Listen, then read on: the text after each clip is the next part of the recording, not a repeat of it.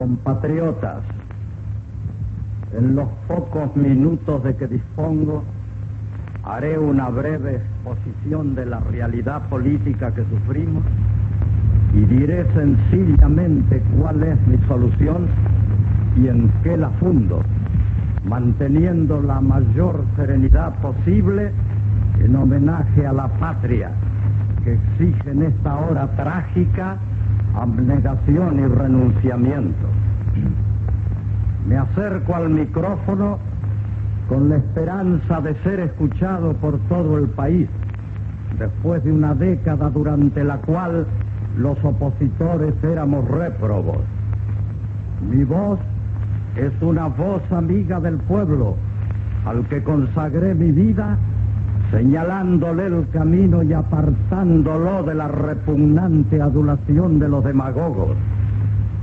Estoy seguro de que reconocerán mi voz los trabajadores de las fábricas y talleres, hombres y mujeres, los obreros del campo, de los obrajes y los ingenios, pues es la misma que resonó antes que otra cualquiera en el Parlamento Nacional, en nombre del Partido Socialista y con el estímulo de las grandes centrales obreras libres, para estructurar el nuevo derecho del proletariado argentino, haciendo sancionar las leyes fundamentales del Código de Trabajo e imponiendo el derecho de huelga y la libertad sindical, derivaciones del derecho natural de asociación hoy abolidas. Esta voz amiga, silenciada prepotentemente durante 10 años, será reconocida también por los hombres de las provincias del norte, que mezclaron su sangre con los autóctonos y para quienes el Partido Socialista redactó un plan que resolvía sus problemas, despertándolos a la vida en sus quebradas y llanuras, restaurando sus industrias y entregándoseles la tierra para el trabajo.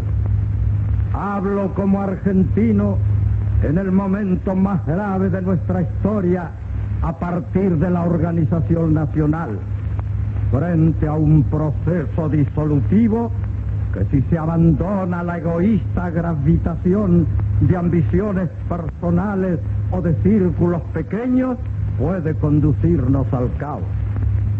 De ahí que anteponga los intereses de la nación a los de mi agrupación política, perseguida implacablemente por los que ignoran que un secreto instinto impulsa a los hombres hacia los perseguidos. La consigna de la patria en esta hora angustiosa ha de ser unirse. Unirse para recuperar la libertad por nuestro propio esfuerzo. Unir sin menguados propósitos de ventajas personales en un anhelo común a todos los argentinos dentro de la dignidad, con claros e inquebrantables procedimientos normativos, proclamando el imperio del derecho y repudiando con toda el alma la mentira, significaría salvarnos a nosotros mismos. Después de la tragedia, el país exige el impulso de una fe, de una gran fe, con partidos que no tengan por única finalidad el logro de los puestos públicos y que realicen una acción idealista que sea lección de disciplina, de cultura política y elevación moral.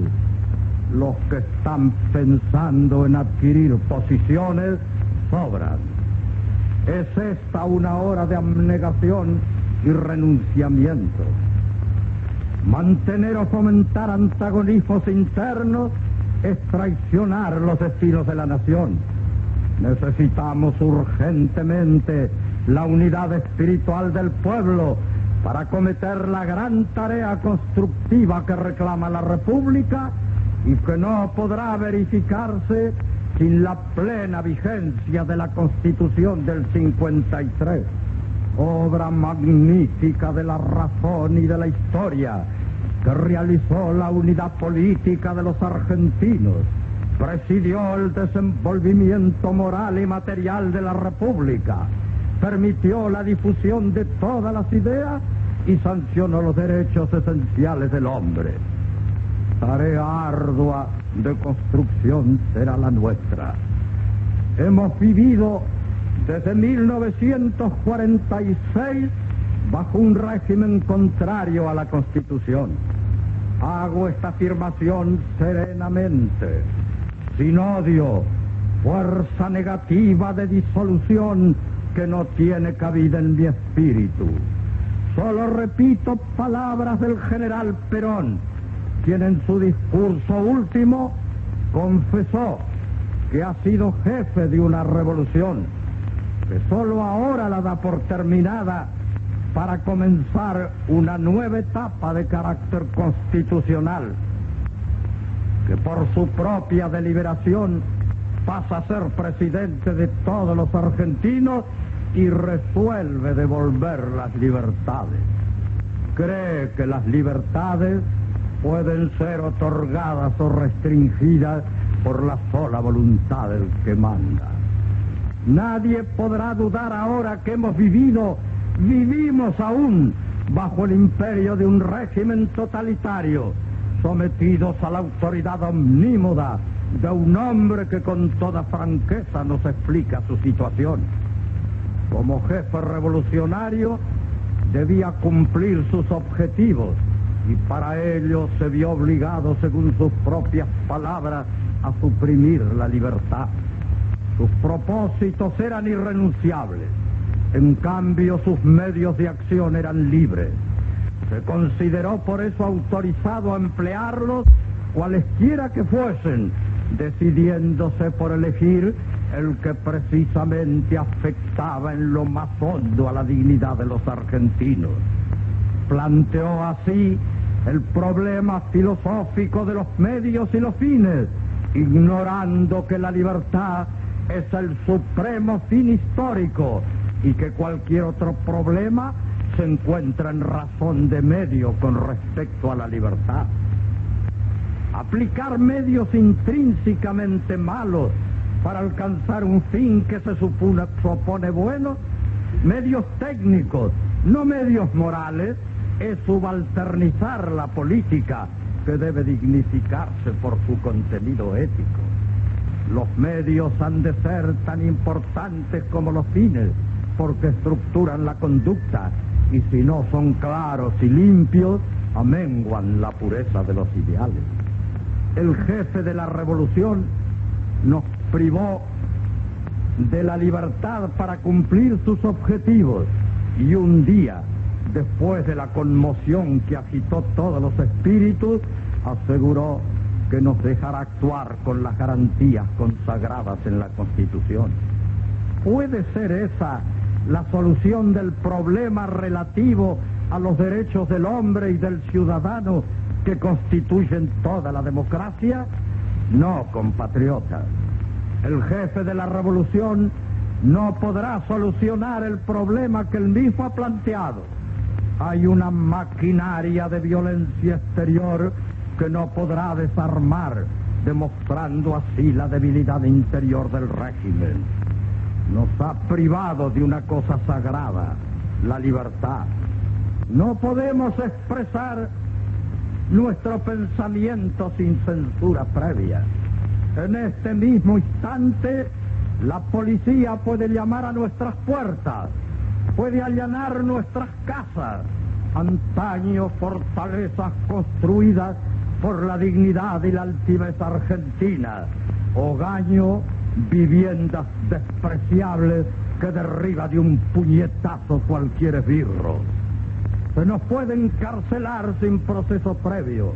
Nuestra correspondencia es violada y los timoratos hablan en voz baja y no se miran de frente sino de soslayo, lo que no siempre es eficaz, pues a veces entre los que nos rodean está el delator, escoria del género humano.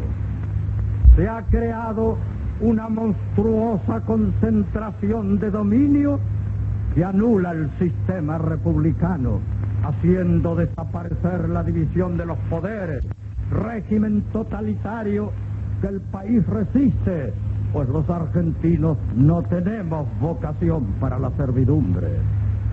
A fin de mantener el armazón que ahora se resquebraja, ha sido necesario recurrir al estado de guerra, que está en vigor, máquina neumática que ahoga toda expresión de vida y convierte en fantasmas a nuestras instituciones libres. Cuando rige la ley marcial, están suprimidas las garantías y los poderes de la Constitución. Según la interpretación judicial, el estado de guerra interno significa el predominio de la autoridad, del régimen y de la jurisdicción militar, medida mucho más grave que el estado de sitio, según el magistrado que denegó los recursos de amparo. El Partido Socialista, en 1930, frente a la dictadura que declaró inexistente por bando el orden legal preestablecido, sostuvo que la ley marcial es inconciliable con la norma jurídica. La ley suprema la excluye. Puede imperar como un hecho en presencia del enemigo, pero carece de vida institucional. La Constitución ha determinado las facultades del Poder Ejecutivo en caso de conmoción interior o ataque exterior, que es la guerra misma, pero no ha autorizado a alterar las jurisdicciones ni a desconocer los poderes. Por eso Mitre, el general estadista, dijo severamente, con palabra admonitiva, que los que pretenden aclimatar entre nosotros la ley marcial olvidan la Constitución, desconocen su naturaleza y no recuerdan los antecedentes del pueblo argentino. En síntesis, hoy la libertad depende del comandante en jefe de las Fuerzas Armadas en virtud de los poderes de guerra que ejerce sin que haya guerra. Ha sido menester asimismo para someter al pueblo que se dictaran decretos represivos, llegándose hasta crear el delito de huelga y el de opinión, característicos de los regímenes totalitarios. La Constitución creó un poder ejecutivo fuerte, porque se creyó que así convenía después del despotismo sangriento. El presidente de la República es el comandante en jefe de las fuerzas de mar, tierra y aire de la nación. Tiene a su cargo la administración general del país. Puede vetar las leyes e indultar o conmutar las penas. Pero todo esto pareció poco al jefe de la revolución y se le otorgaron facultades extraordinarias con la subordinación de todos los poderes y la anulación de todas las libertades. El resultado no ha sido halagador. Después de 10 años, observamos que el signo monetario está depreciado y que las reparticiones autárquicas se encuentran en déficit permanente, lo que exige recurrir a las emisiones y a los depósitos. Que los sindicatos o juzgados no pueden evitar que se violen las leyes de 8 horas y sábado inglés, sometiendo a los obreros a un régimen de trabajo a destajo y de horas extraordinarias. Que la obsecuencia se desenvuelve y crece en un ambiente de corrupción. Que las torturas a los presos políticos y a sus abogados se aplican como sistema. Que las universidades han perdido su autonomía y su prestigio, y en las escuelas se deforma la mente y el sentimiento de los niños. Y por último, que acaba de firmarse un contrato concediendo a una compañía extranjera 49.800 kilómetros cuadrados con el derecho exclusivo durante 40 años, prorrogables a su voluntad, de extraer y explotar petróleo, además de construir y mantener aeropuertos, campos de aterrizaje dentro y fuera del área concedida, lo que significa la entrega de bases a un país extranjero, y sistemas inalámbricos de teléfonos y embarcaderos, amén de otros privilegios que afectan a la soberanía. Tenemos además el recuerdo doloroso de incendios de iglesias, bibliotecas, locales obreros y sedes de partidos políticos, de destrucción de reliquias históricas y de organización de bandas armadas que señalaron las casas de los dirigentes políticos con cruces rojas. Ahora bien, es posible que el técnico militar, jefe de la revolución, que asumió todos los poderes, pueda transformarse como por arte de encantamiento en un estadista, presidente de todos los argentinos para regir un Estado de Derecho. Los estadistas no se improvisan. Lo digo sin ánimo de molestar a nadie y menos de agraviar.